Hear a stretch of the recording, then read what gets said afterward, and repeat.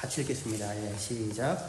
그러므로 누구든지 나의 이 말을 듣고 행하는 자는 그 집을 반석 위에 지은 지혜로운 사람 같으리니 비가 내리고 창수가 나고 바람이 불어 그 집에 부딪히되 무너지지 아니하나니 이는 주추를 반석 위에 놓은 까닭이요 나의 이 말을 듣고 행하지 아니하는 자는 그 집을 모래 위에 지은 어리석은 사람 같으리니 비가 내리고 창수가 나고 바람이 불어 그 집에 부딪힘에 무너져 그 무너짐이 심하니라. 아멘. 예, 마태복음 7장 24절에서 27절까지 본문으로 무엇에 기초하여 살 것인가 라고 하는 제목으로 함께 말씀 나누도록 하겠습니다. 새해가 시작되고 벌써 열흘이 지났습니다. 저는 사실 신년 첫 주에 이 말씀을 전해야 했는데 제가 저 누나의 갑작스러운 상으로 인해서 이제 한국에 가서 일주일 동안 장례 마무리하고 치르고 그리고 돌아오게 되느라고 첫 주 말씀을 지금 전하게 됐는데 예, 여러분들이 염려해 주시고 마음 써 주시고 기도해 주셔서 제가 그 힘을 얻어서 잘 장례 마치고 돌아올 수 있었습니다. 감사드립니다. 새해를 시작하면서 이렇게 기쁘고 좋은 일로 출발할 수 있으면 좋겠는데 저희 살아가는 삶이 꼭 그런 것만은 아니라서 때로는 뜻하지 않은 시기의 어려움을 겪기도 하고 또 아픔을 겪기도 하는 것 같습니다. 하지만 그럼에도 불구하고 우리가 새해를 맞아서 뭔가 새롭게 결심을 하게 되지 않습니까? 올 한 해는 이런 일들을 꼭 해냈으면 좋겠다. 물론 그 결심한다고 다 이렇게 살지는 않죠. 하지만 예전에는 저는 이런 걸 결심하는 걸 되게 별로 해서 뭐하나 이런 생각을 어렸을 때는 했었거든요. 근데 지금은 그게 꼭 필요하다고 생각이 됩니다. 왜냐하면 멈추어서서 내가 지금 어떻게 살고 있는지 무엇이 현재 내 삶에 정말 필요하고 중요한 것인지를 생각을 하게 되잖아요. 그렇죠? 무언가를 결심한다고 하는 게 그러니까 그 일이 크던 작던 대단하던 그렇지 않든 그런 것들을 마음에 품고 결심을 하는 일은 굉장히 중요한 일 같습니다. 근데 올해 우리 교회 표어는 말씀으로 사는 교회인데요. 그 표어를 따라서 우리는 온 교회가 신약 성경을 함께 1년에 한 번 완독을 지금 하려고 하고 있습니다. 우리가 성경을 읽으려고 하는 이유는 단지 그게 종교적인 의무이기 때문은 아니죠. 그죠? 그거 안 하면 무슨 벌을 받거나 막 이래서도 아니고 그게 무슨 의무이기 때문이 아니라 그리스도인으로서 우리가 하나님의 말씀을 읽는 이유는 그 말씀이 우리가 살아가는 삶의 터전이 되기 때문입니다. 우리는 이 땅 위에 발을 딛고 살지만 다만 땅 위에 발을 딛고 사는 게 아니고요. 말씀 위에 발을 딛고 삽니다. 그냥 땅이 아니라 하나님이 지으신 하늘과 땅이잖아요. 해가 뜨고 지는 일이 그냥 자연이 아니라 하나님이 우리를 한결같은 사랑으로 돌보시는 것이다라고 말씀이 있기 때문에 생각을 하죠. 그죠? 그러니까 우리는 다만 땅 위에 사는 게 아니라 말씀 위에서 살아갑니다. 그래서 그 말씀을 읽으며 살아가게 되죠. 그래서 오늘 우리가 읽었던 마태복음 7장 본문은 우리에게 당신은 무엇 위에 무엇에 기초하여 살아가십니까? 라고 하는 물음을 묻고 있습니다. 산상수훈을 마치면서 예수님은 두 부류의 사람에 대한 이야기를 들려주는데 한 부류는 예수님의 말을 듣고 행하는 사람이고 또 한 부류는 예수님의 말을 듣고 행하지 않는 사람입니다. 그런데 예수님은 이 두 부류의 사람에 대하여 예수님의 말을 듣고 행하는 사람은 반석 위에 집을 지은 지혜로운 사람과 같고 예수님의 말을 듣고 행하지 않는 사람은 모래 위에 집을 짓는 어리석은 사람과 같다라고 그렇게 말씀을 하십니다. 그렇게 하여서 언뜻 듣고 실천했는가, 듣고 실천하지 않았는가를 따지는 말처럼 들렸던 예수님의 산상수훈의 결론은 단지 다만 실천의 유무만을 묻는 것이 아니라 그 이전에 어디 위에 집을 짓는가, 어디에 기초하여 살고 있는가 를 묻는 보다 근원적인 삶의 태도에 대한 물음을 담고 있습니다.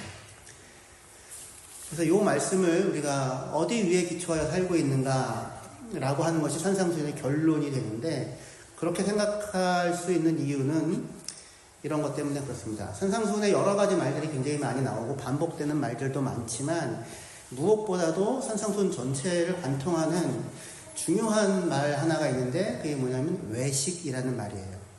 외식. 겉을 꾸민다라고 하는 의미입니다. 그리고 사실은 이 외식이라고 하는 말의 원래 그 헬라어의 표현은 연기하는 사람이라는 뜻이에요. 연기하는 사람. 그러니까 마음으로 진실로 사는 게 아니라 겉으로만 그 모습을 연기한다 이렇게 되겠죠. 그래서 예수님은 이 마태복음 6장에서 너희는 외식하지 말라라고 하는 말을 반복해서 말씀하시는데 마태복음 6장 2절이나 5절이나 16절에 구제할 때에 너희는 구제할 때에 외식하는 자가 사람에게서 영광을 받으려고 회당과 거리에서 하는 것 같이 너희 앞에 나팔을 불지 말라. 또는 너희는 기도할 때에 외식하는 자와 같이 하지 말라. 그들은 사람에게 보이려고 그렇게 한다. 그리고 금식할 때에 너희는 외식하는 자들과 같이 슬픈 기색을 보이지 말라. 이것도 다 사람들 앞에서 보이려고 행하는 행동을 나타내는데 예수님은 그것에 대해서 이렇게 다 경고를 하고 계십니다. 너희는 외식하는 자들과 같이 사람들의 눈앞에서 연기하는 자로 살지 말아라 라고 하는 거죠. 지금 이 재밌는 겁니다. 구제도 하고 기도도 하고 금식을 해요. 그러면 기도라고 하는 거는 하나님께 하는 거잖아요. 그죠?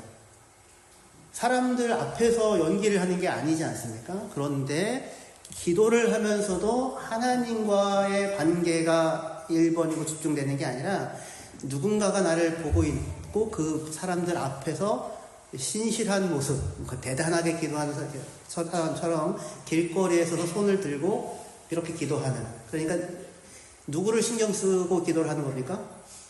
하나님 앞에서 기도하는 게 아니라 그런 자기를 보고 있는 사람들을 신경 써서 그들 앞에서 그 기도하는 모습을 나타내고 있다라고 하는 거죠. 그렇게 하지 말아라라고 말씀합니다. 이렇게 사람들에게 보이려고, 기도도 사람들에게 보이려고, 구제도 사람들에게 보이려고, 금식조차도 사람들에게 보이려고 사람들 앞에서만 행해요. 사람들에게서 칭찬을 받고 인정을 받으려고. 그러니까 사실은 이 사람들에게 있어서 하나님은 없는 거예요. 하나님이 그냥 전적으로 무시가 되는 거죠. 기도가라고 하나님 앞에서 하는 건데 하나님께 말을 하는 게 아니고요.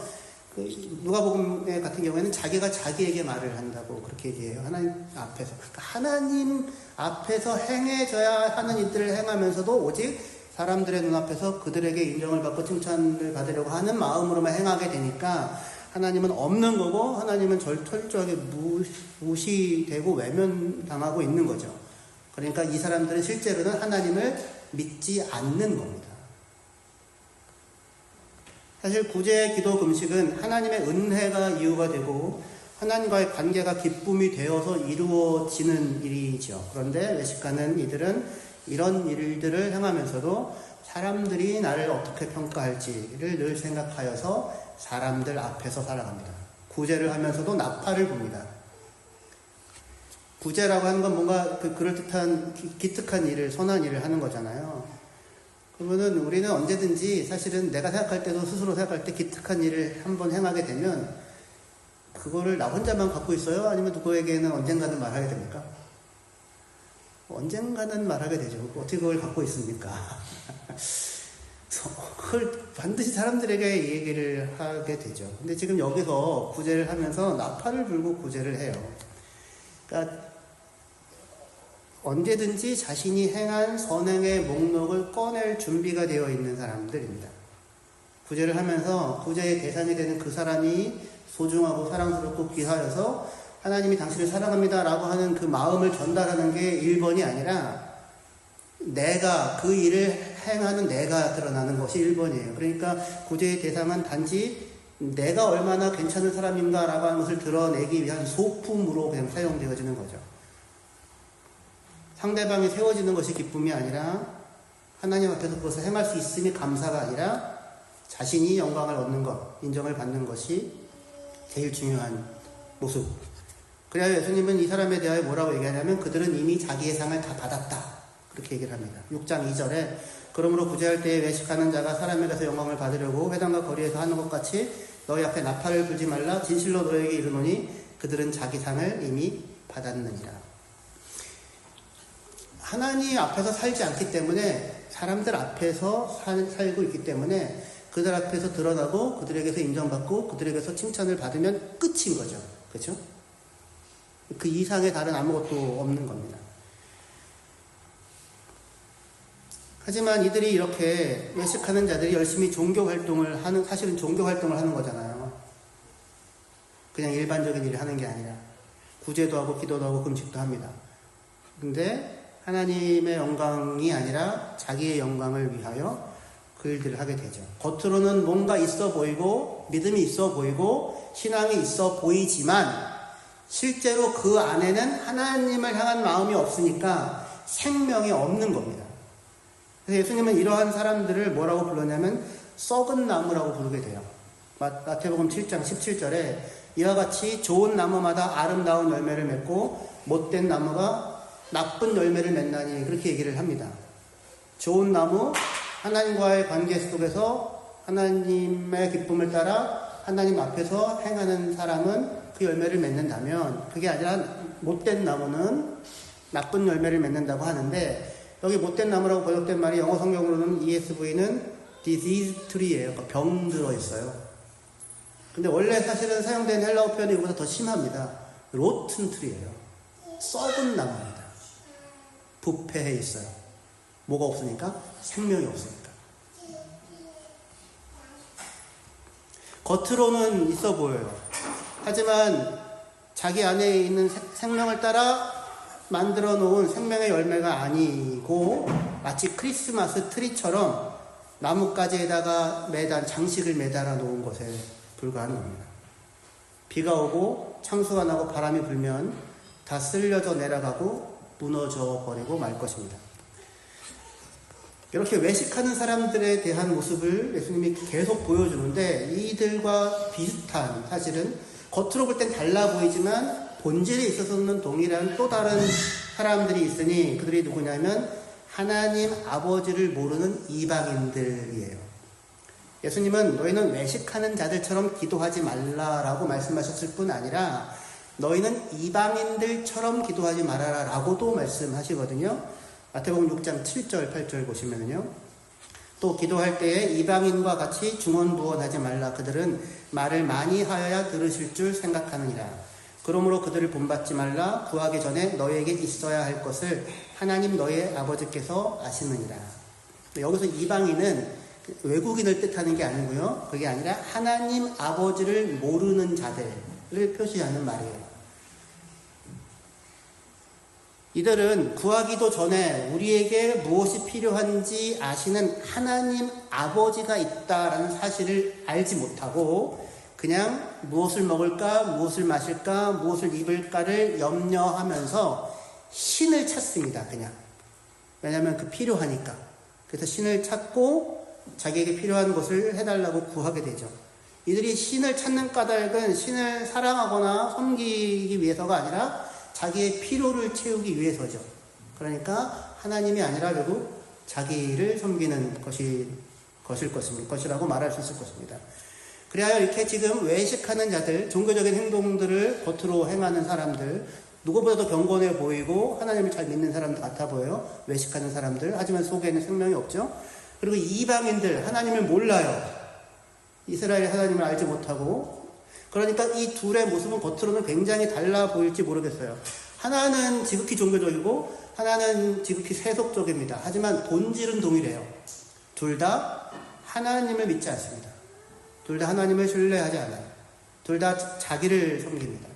그러니까 본질적인 의미에서는 무신론자라고 이야기할 수 있을 것 같아요. 하나님이 계시지 않아도 없어도 자기의 삶에 그들의 삶에는 사실은 실질적인 아무런 차이가 없는 사람들입니다.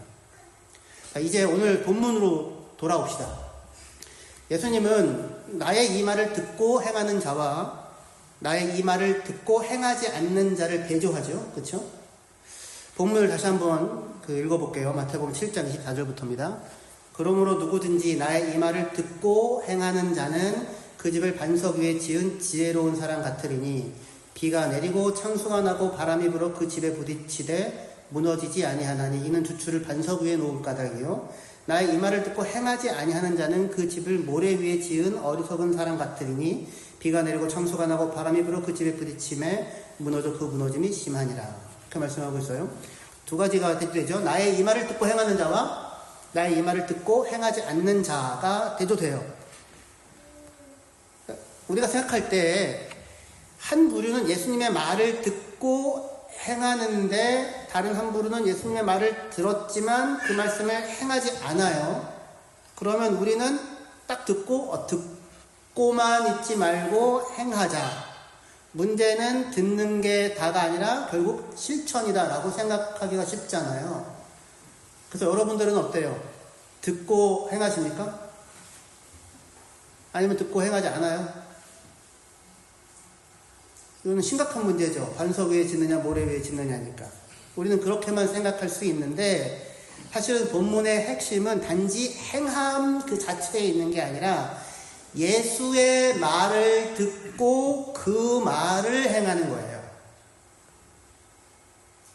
그게 핵심입니다. 두 번째 부류의 사람들의 문제는 행하지 않은 것이 아니고 예수의 말을 듣고 예수의 말을 따라 살지 않는 거예요. 이 두 번째 부류의 사람들로 얘기되어지는 사람들은 아무것도 행하지 않았을까요? 외식하는 사람들 아무것도 행하지 않았습니까? 아니죠. 구제도 하고 금식도 하고 기도도 했죠. 그리고 이 결론 바로 앞에 나오는 이 얘기에 따르면 이들은 심지어 예수님의 이름으로 귀신도 내어쫓고 예수님의 이름으로 선지자 노릇도 하고 권능도 행했던 사람들이었습니다. 이들의 문제는 행함이 없었다는 게 아니라 예수의 말을 듣고 그 말을 따라 행하지 않았다는 거예요. 그러면 누구의 말을 듣고 누구의 말을 따라 행했다는 겁니까? 자기의 말을 듣고 사람들의 말을 듣고 사람들의 말을 듣고 사람들의 말을 따라 행한 거예요. 무엇을 위하여? 자기의 이름을 위하여, 자기의 명예를 위하여, 자기의 영광을 위하여. 결국 이것은 무엇의 문제냐면 누구의 말을 듣고 살아가는가의 싸움이에요. 반석에 집을 지은 사람은 하나님의 말씀을 듣고 그분을 신뢰하여 하나님과의 사귐 가운데서 기쁨을 맛보면서 살아가요. 그의 기초가 어디에 있어요? 하나님의 말씀에 있고 하나님과의 사귐에 있어요. 그래서 폭풍우가 와도 흔들리지 않아요. 그 기초가 하나님이니까, 반석이니까. 하지만 모래 위에 집을 짓고 사는 사람은 예수의 말을 지금 이 들은 무리들이 있잖아요. 사람들, 바리새인들도 있고 여러 사람들이 있을 수 있지 않겠습니까? 근데 들어놓고는 누구 앞에서 살아요? 여전히 사람들 앞에서 살아가고 하나님 앞에서 살지 않는다면 그 사람들은 다만 모래 위에 집을 짓고 있는 것일 것입니다. 사람들 앞에서 자기의 영광을 구하며 그들의 인정과 칭찬에 자기의 정체성과 가치의 근거를 두고 살아요. 하나님을 이용해서 외식하는 모습으로 종교 자본을 쌓고 선행 자본을 쌓고 그리고 그것을 권력으로 휘두르면서 살아갑니다. 있어 보이지만 결정적으로 비가 오고 홍수가 나고 폭풍이 몰아치면 무너지고 맙니다. 왜냐하면 그 기초가 모래이기 때문이죠. 이 두 사람은 모두 다 집을 짓습니다. 겉으로 보기에는 비슷해 보일 수가 있어요. 하지만 폭풍우가 치면 그 둘이 무엇에 기초하여 살아왔는가가 드러나죠. 이 둘은 어떤 차이가 있습니까? 무엇에 뿌리 내려 살아가고 있는가? 무엇에 기초하여 살아가고 있는가가 다른 거예요. 반석 위에 지은 집과 모래 위에 지은 집이라고 하는 이 비유를 하시기 직전에 예수님은 거짓 선지자들에 대하여서 말씀하시거든요. 마태복음 7장 22절부터 보시면 그날에 많은 사람이 나더러 이르되 주여 주여 우리가 주의 이름으로 선지자 노릇하며 주의 이름으로 귀신을 쫓아내며 주의 이름으로 많은 권능을 행하지 아니하였나이까 하리니 그때 내가 그들에게 밝히 말하되 내가 너희를 도무지 알지 못하니 불법을 행하는 자들아 내게서 떠나가라 하리라. 그렇게 얘기하고 있어요. 이 사람들은 이 외식하는 사람들과 같은 맥락에 있는 사람들인 거죠. 예수님의 이름으로 많은 일들을 행했어요. 귀신도 내어쫓고 선지자 노릇도 하고 권능도 행했습니다. 그런데 문제는 뭐냐면 예수님은 그들을 도무지 알지 못한대요.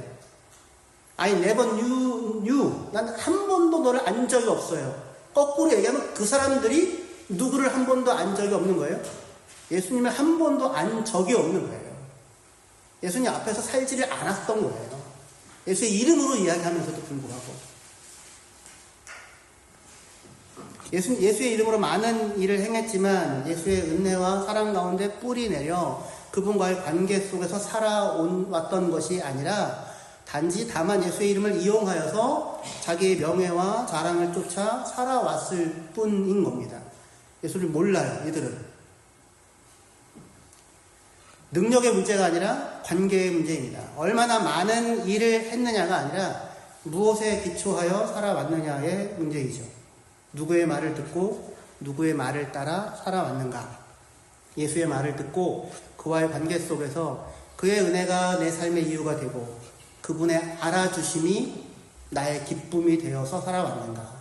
그것이 아니면 각자의 욕망을 따라 자기의 만족을 쫓는 사람들, 그 사람들 안에 뭐가 있겠습니까? 각자의 욕망들이 있죠. 각자의 만족을 쫓는 사람들이죠, 사실은.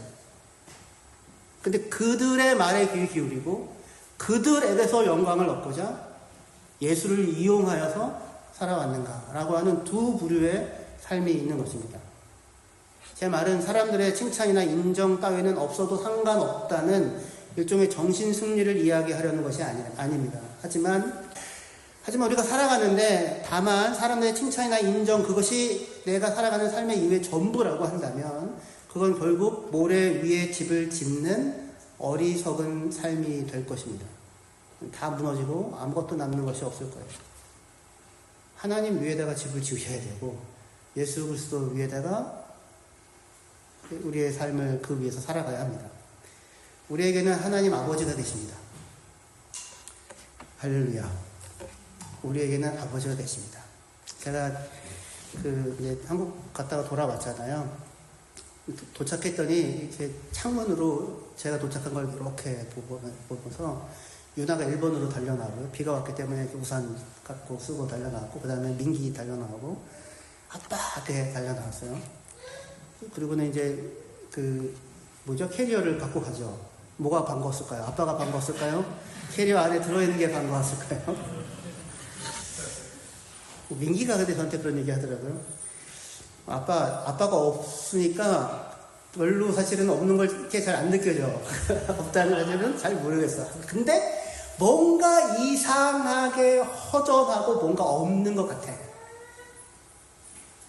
그래서 속으로 되게 기뻤습니다. 그래서 있어야 되는 사람이구나 이런 생각이 들었는데, 아빠가 있어요. 우리에게는 하나님 아버지가 되세요.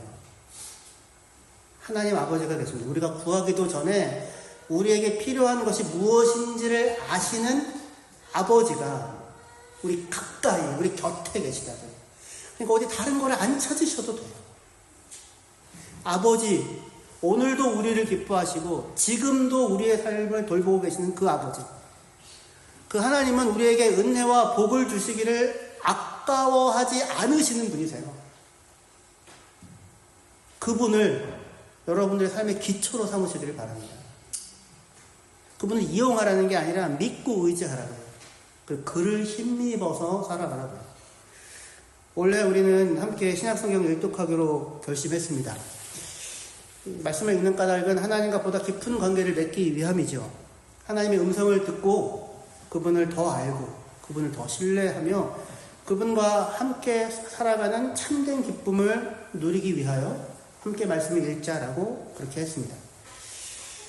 정해진 분량의 말씀을 읽으시고요. 한 구절을 쓰시고요. 그 말씀을 양식과 기준으로 삼아 살아가셨으면 좋겠어요.